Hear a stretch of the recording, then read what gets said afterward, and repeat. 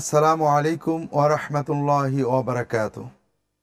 আলহামদুলিল্লাহি রাব্বিল আলামিন ওয়াস সালাতু ওয়াস সালামু আলা রাসূলিহিল আমিন ওয়া আলা আলিহি ওয়া আসহাবিহি আজমাইন, আম্মা বা'দ। সম্মানিত দর্শক মণ্ডলী, আপনারা যে যেখানে বসে রাসূলুল্লাহ সাল্লাল্লাহু আলাইহি ওয়াসাল্লাম হাদিস ভিত্তিক দারসুল হাদিস অনুষ্ঠানটি দেখছেন, আপনাদের সকলকেই মোবারকবাদ জানাচ্ছি। আমরা দোয়া করছি আল্লাহ তাআলা রাসূলুল্লাহ সাল্লাল্লাহু আলাইহি ওয়াসাল্লামের সুন্নাহ শেখায়, হাদিস শেখায় আমাদের এই সময়টা দয়া করে কবুল করে নিন। সম্মানিত দর্শক, আমরা গত পর্বে আলোচনা করছিলাম যে বান্দা চাইবে শুধু আল্লাহর কাছেই, আর যদি কঠিন বিপদেও আমরা পড়ি তাহলে আমাদেরকে আল্লাহর কাছে দোয়া কবুলের জন্য নিজের নেক আমলের ওসিলা দিতে হবে। আমরা দেখেছি যে তিনজন পথিক গুহার ভিতরে আটকা পড়েছিলেন, তারা তাদের জীবনের প্রিয়তম নেক আমলের ওসিলা দিয়ে আল্লাহ তাআলার কাছে দোয়া চান। আল্লাহ তাআলা তাদের বিপদ থেকে অলৌকিকভাবে উদ্ধার করে দিয়েছিলেন। একজন তারা ওসিলা দিয়েছিলেন পিতামাতার খেদমতের, আরেকজন ওসিলা দিয়েছিলেন যৌবন বয়সে যৌবনকে নিয়ন্ত্রণ করে পাপ থেকে বেঁচে থাকার, আরেকজন ওসিলা দিয়েছিলেন শ্রমিকের হক আদায় করার, মানুষের উপকার করা। আমরা গত পর্বে আপনাদের বলেছিলাম যে এই জাতীয় ইবাদতগুলো আমাদের জীবনের সবচেয়ে বড় ইবাদত। আমরা বাংলাদেশের মুসলমান যারা আল্লাহ তাআলার ইবাদত করি, অধিকাংশ মানুষই ইবাদত বিমুখ। যারা ইবাদত করি তারা অনেক সময় তাহাজ্জুদ, শবে বরাতের নামাজ, শবে মেরাজের নামাজ, শবে কদরের নামাজ, এগুলোর গুরুত্ব যতটা বুঝি, মানুষের উপকার করার গুরুত্বটা অতটা আমরা বুঝতে পারি না। আর এজন্যই আজকে আমরা একটা হাদিস আলোচনা করব, যে হাদিসের মাধ্যমে আমরা এই যে মানুষের উপকার করার গুরুত্ব কত এবং এটা কত বড় ইবাদত তা বোঝার চেষ্টা করব।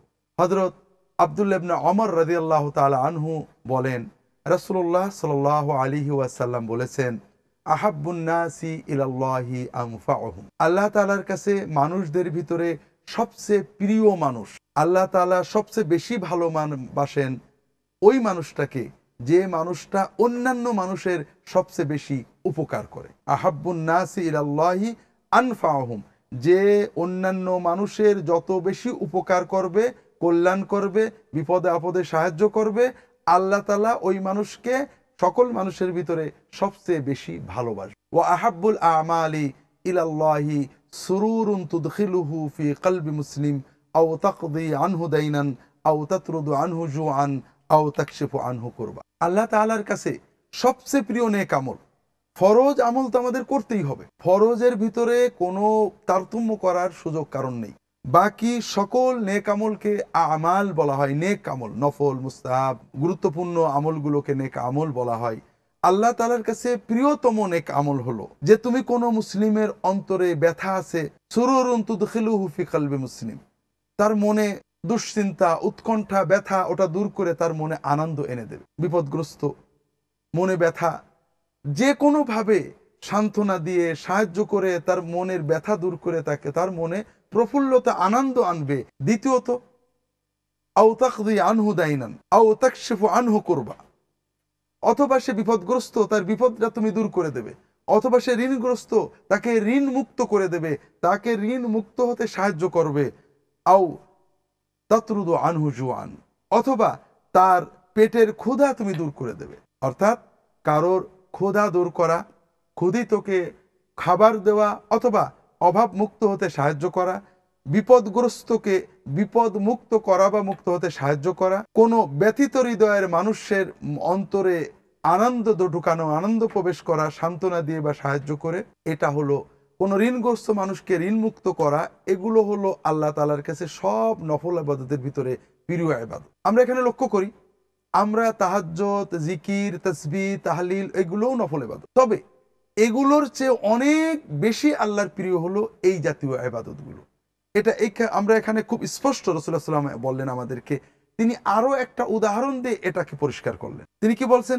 ওয়ালা আন আমশি মা আখি ফি হাজাতিল্লাহু আহাব্বু ইলাইয়া মিন আন আতাকিফা ফিল মসজিদি শাহরা। রাসূলুল্লাহ সাল্লাল্লাহু আলাইহি ওয়াসাল্লাম বলছেন, কোন একজন বা আমার ভাইয়ের সাথে কয়েক পা হেঁটে যাওয়া, তার উপকার করতে, একজন লোকের উপকার করতে আমরা সাধারণভাবে বুঝি একজনের বোঝাটা তুলে দিতে, অন্য সহিহ বুখারী মুসলিম হাদিসে আসছে, কারোর বোঝাটা তুলে দিতে অথবা কারোর একটু উপকার করতে, কাউকে একটু সাহায্য করতে, কারোর গাড়ি রিক্সা ঠেলে দিতে, রাসূলুল্লাহ সাল্লাল্লাহু আলাইহি ওয়াসাল্লাম বলছেন কারোর প্রয়োজন মেটাতে তার সাথে একটু হেঁটে যাওয়া আমার কাছে এই মদিনার মসজিদে নববীতে 1 মাস ইতিকাফ করার চেয়েও বেশি প্রিয়।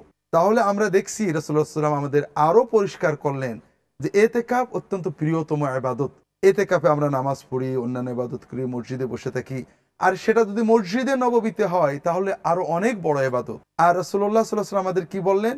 মদিনার মসজিদে নববীতে 1 মাস ইতিকাফ করার চেয়ে একজন মানুষের উপকার করার জন্য কয়েক পা হেঁটে যাওয়া এটা তার কাছে উত্তম, অধিক ও প্রিয়। কাজে আমরা এখান থেকে প্রথম যে বিষয়টা জানলাম সেটা হলো আমাদের জীবনে ফরজ ইবাদতের ভিতরে অন্যতম ফরজ যেগুলো আছে করতে হবে। আর একটা ফরজ হলো বান্দার হক জড়িত ফরজ।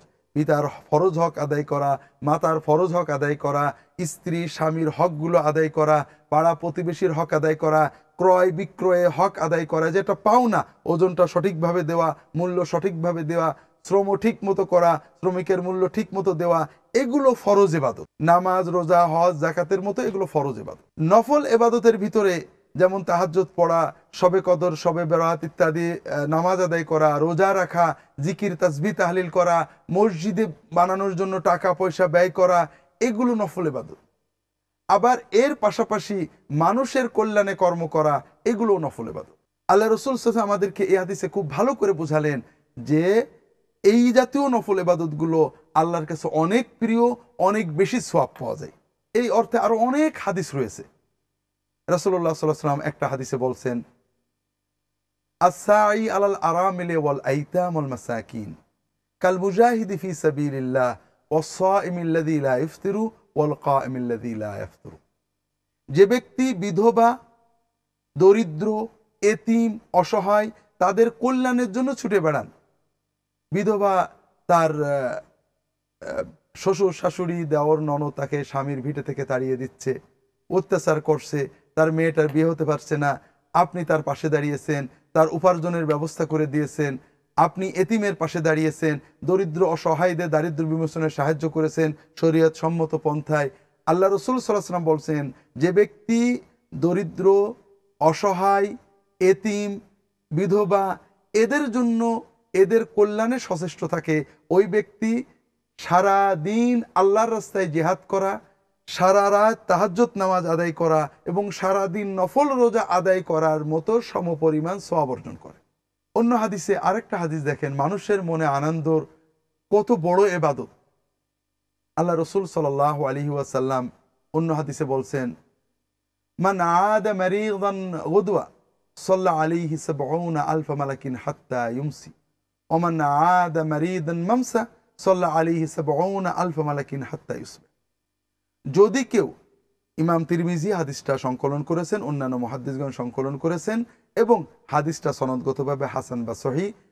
রাসূলুল্লাহ সাল্লাল্লাহু আলাইহি ওয়াসাল্লাম বলছেন, যদি কেউ সকালে ফজর থেকে জোহরের আগ পর্যন্ত সময়ের ভিতরে কোনো এক সময়ে একজন অসুস্থ মানুষকে দেখতে যায়, এখানে ফুল নেওয়া, ফল নেওয়ার কোনো কথা নেই, ওই লোকটা হুজুর, মৌলানা সাহেব, আলেম, পীর, মাশায়েখ, মন্ত্রী, মিনিস্টার, এটাও কথা নেই, মারিদান, ধর্মেরও কথা নেই, যে কোনো একজন অসুস্থ মানুষকে যদি কেউ সকালের কোনো সময়ে দেখতে যায়, তাকে একটু সান্ত্বনা দেয়, তার পাশে দাঁড়ায়। এই যে মানুষ যখন অসুস্থ হয় মানসিকভাবে সে দুর্বল হয়ে পড়ে, যখন আশেপাশে পাড়া প্রতিবেশী তার কাছে যায়, তার ভিতরে মানসিক শক্তি পড়ে, না আমি সমাজে একজন ভালো মানুষ, আমার সমাজের মানুষ আমাকে ভালোবাসে বলে কষ্ট করে আসে, তখন সুস্থতার জন্য তার মানসিক প্রস্তুতি হয়।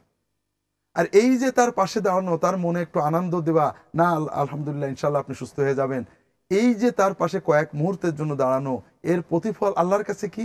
আল্লাহ রাসূল সাল্লাল্লাহু আলাইহি ওয়াসাল্লাম বলছেন, সাল্লা আলাইহি ৭০,০০০ মালাকিন হাত্তা ইউমসি। আল্লাহর ৭০,০০০ ফেরেশতা সন্ধ্যা পর্যন্ত ওই লোকটার জন্য দোয়া করতে থাকে।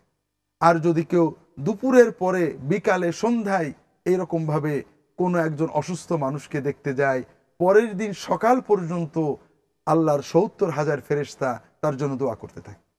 তো এইরকম অগণিত হাদিসে রাসূলুল্লাহ সাল্লাল্লাহু আলাইহি ওয়াসাল্লাম আমাদেরকে বুঝিয়েছেন যে আল্লাহর রহমত অর্জনের জন্য, অধিক সওয়াব অর্জনের জন্য সবচেয়ে বড় যে নেক আমলগুলো, সেগুলো হলো আল্লাহর বান্দার সাথে সম্পৃক্ত মানুষের উপকার করা।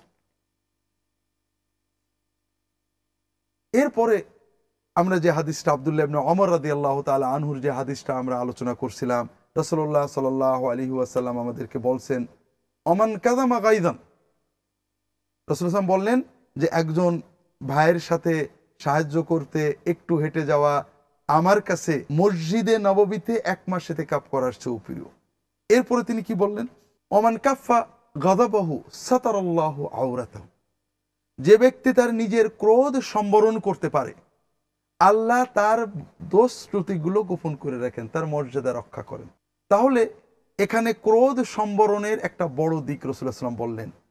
পাশাপাশি আরেকটা কথা বললেন, ওমান কাযামা গায়যান ওয়া হুয়া ইস্তাতিউ আন ইউনাফিযাহু ওয়ালাউ শাআ আন ইউমদিয়াহু আমদাহু মালা আল্লাহু কলবাহু রাদান ইয়াউমাল কিয়ামাহ। যদি কেউ ক্রোধান্বিত হয়েছে, প্রচণ্ড ক্রোধ রাগ হয়েছে এমন একজনের উপরে যাকে রাগ ঝেড়ে দেওয়া যায়, অর্থাৎ রাগের কারণে যাকে চড়কিল দেওয়া যায়, গালি দেওয়া যায়, এমন ব্যক্তির উপরে কেউ ক্রোধান্বিত হয়েছে, ইচ্ছা করলে তাকে শাস্তি দিতে পারে। ক্ষমতা থাকা সত্ত্বেও সে ক্রোধ সম্বরণ করে তাকে ক্ষমা করে দেয়। আল্লাহ এত খুশি হন তার একজন বান্দাকে ক্ষমা করে দেওয়ার কারণে যে কিয়ামতের দিন মালা আল্লাহু কলবাহু রাদান ইয়াউমাল কিয়ামা, কিয়ামতের দিন আল্লাহ তাআলা তার অন্তরটাকে সন্তুষ্টি, শান্তি, নিরাপত্তা দিয়ে পূর্ণ করে দেবেন। আল্লাহু আকবার।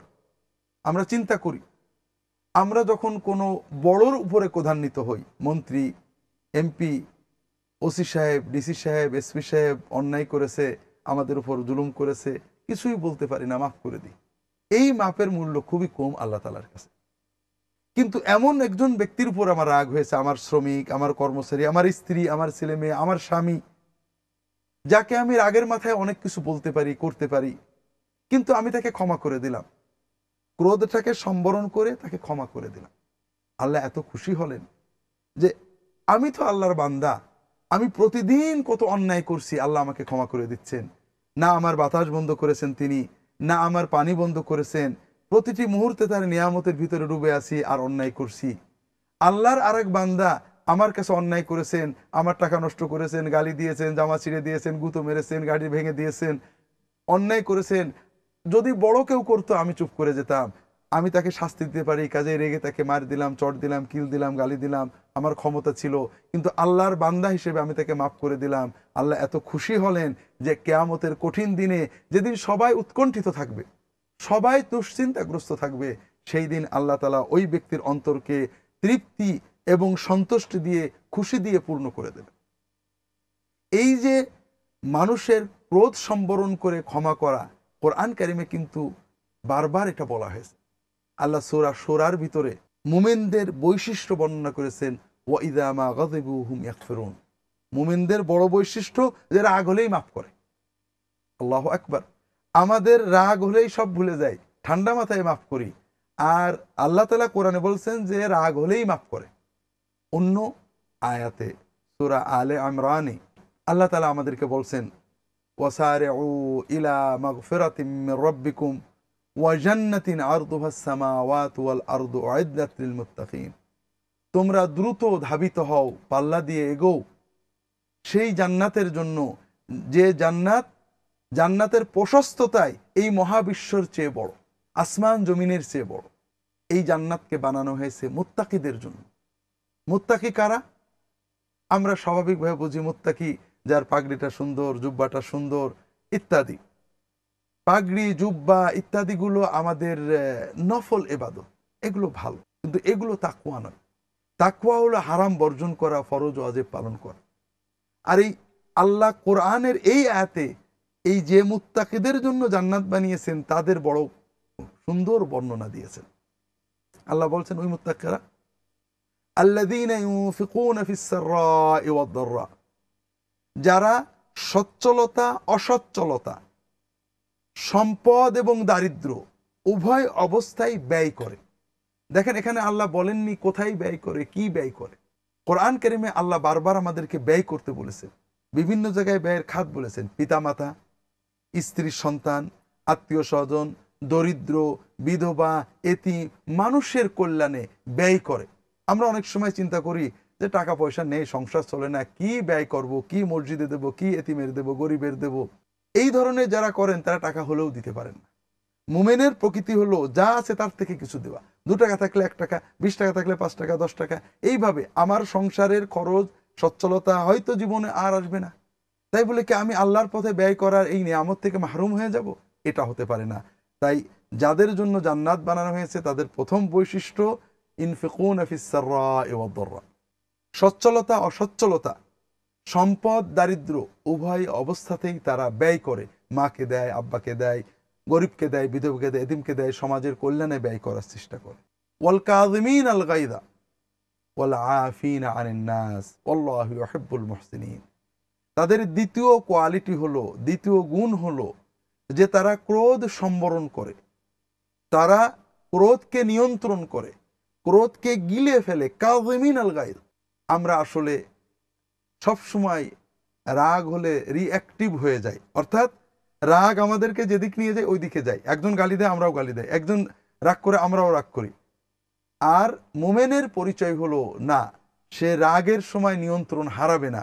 আগেই যেটা বলেছি, আল্লাহ কিন্তু কোরআনে বলছেন, এটা শুধু ছোটখাটো বিষয় নয়, যে মুমিনের মৌলিক বৈশিষ্ট্য রাগ হলে নিজেকে নিয়ন্ত্রণ করে, ক্ষমা করে দেয়। এই আয়াতে আল্লাহ বলছেন রাগ হলে রাগ নিয়ন্ত্রণ করে, ওয়াল আফিনা আনিন নাস, এবং মানুষদেরকে ক্ষমা করে দেয়। যাদের ভিতরে এই 3টে গুণ আছে আল্লাহ তাআলা তাদের জন্য জান্নাত বানাইছেন। চতুর্থ আরেকটা গুণের কথা আল্লাহ তাআলা বলেছেন, ওয়াল্লাযীনা ইযা ফাআলু ফাহিশাতান আও যালামু আনফুসাহুম যাকারুল্লাহ ফাস্তাগফারু লিযুনুবিহিম। লম্বা আয়াত। আল্লাহ তাআলা বলছেন যে যারা কোনো অন্যায় করলে, গুনাহ করলে, ফাহিশা কাজ করলে আল্লাহর কথা মনে করে দ্রুত তওবা করে, ওয়ালাম ইসরু আলা মা ফাআলু, বারবার পাপ করে না, তাদের জন্য আল্লাহ জান্নাত বানিয়েছেন। অর্থাৎ আল্লাহর ওলি হতে, জান্নাতে যেতে আপনাকে নিষ্পাপ হতে হবে তা নয়, কিন্তু আল্লাহর পথে থাকতে হবে, নিয়মিত আল্লাহর পথে ব্যয় করতে হবে, ক্রোধ সম্বরণ করতে হবে, মানুষকে ক্ষমা করতে হবে, পাপ ঘটে গেলে দ্রুত তওবা করতে হবে, আবার ঘটে গেলে তওবা করতে হবে, কান্নাকাটা করতে হবে। এই প্রকৃতি থাকলে আল্লাহ আপনার জন্য জান্নাত বানিয়ে রাখবেন। সম্মানিত দর্শক মণ্ডলী, আজকে আমাদের সময় শেষ হয়ে গিয়েছে। ইনশাআল্লাহ আগামী পর্বে আল্লাহ তাআলা বাঁচিয়ে রাখলে আমরা বাকি বিষয় আলোচনা করব। আল্লাহ তাআলা তৌফিক দান করুন। আমিন। আসসালামু আলাইকুম ওয়া রাহমাতুল্লাহি ওয়া বারাকাতুহু।